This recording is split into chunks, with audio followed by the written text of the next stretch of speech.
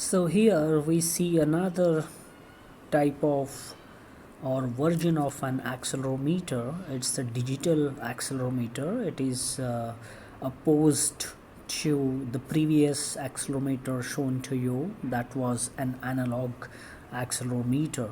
And of course it is also a 3-axis accelerometer. It means it can detect a change in motion in the x, y and z axis. So you see here in a small letters, the capital letters x, y and z, the direction of arrows indicates the change in the positions. For example, this small PCB holding in my hand, or just as shown, it is in this static position, and I move it in a horizontal direction, that is in the x-axis, positive or negative x-axis, or I move it in the up and down position, that means the positive y or negative y axis, or I move it in a z, positive z or negative z. It means out of the plane.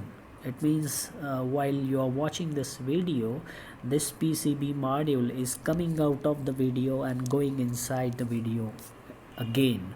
So that's your x, y and z. So that change in motion, this particular accelerometer, which is embedded here in this small integrated circuit, will detect.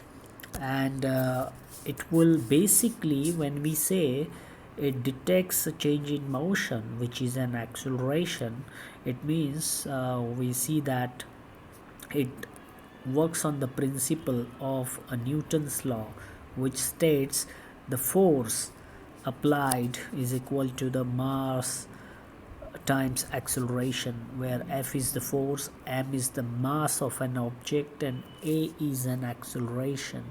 So when you basically sense an acceleration, which is a change of motion, you basically measure this force.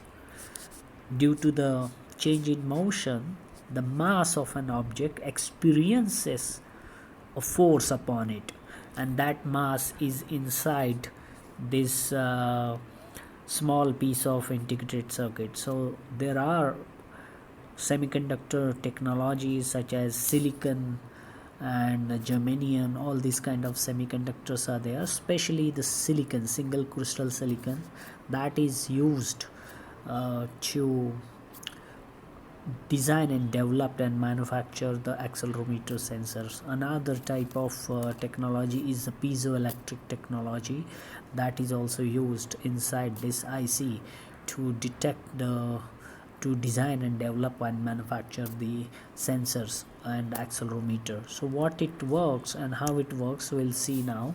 So let's say you have a piezoelectric mass inside this integrated circuit, and when this module moves in x, y or z direction, that piezoelectric material is squeezing and expanding. So because of that, the piezoelectric property shows up, and it converts that squeezing or applied force or applied pressure into an equivalent charge output, and you can correlate that charge output with the applied force, which is right here, this force, and then you can calculate the force which can be equal to mass of that object, which is the piezoelectric material inside, the mass of it multiplied by a, an acceleration which is a constant, an acceleration of from the gravity. Now you see, now the small PC board has a labeling of various components and the connections. So here you have an input signal, V in, you have, this is 3V3, that is 3 point, it works with the DC supply of 3.3 volt. It has a ground pin, so you apply a power between this 3 volt and 3.3 volt and the ground. Then you have these another terminal in INT1, INT2, SDD, SDA, SCL, and you can know the function of these pins by referring the data sheet of this manufacturer, which is ADXL345. You just type this number in the Google and you will get the data sheet from the Analog Devices. That is the company which manufactures this accelerometer.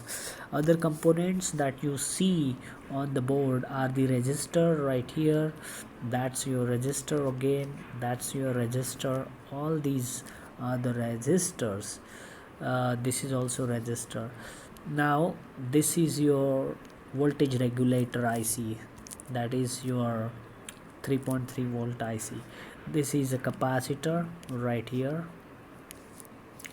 and so that's it. So this is how you have all these components and devices, and this is your accelerometer inside this packaging, and you have this connection. So you can just you have this through hole into which you can put this connector and mount it on the another PCB or the breadboard or in your system. So that's all about the introduction and operating principle and the working of this small centimeter square module. So it is like 2 centimeter by 2 centimeter, and that's your dimension.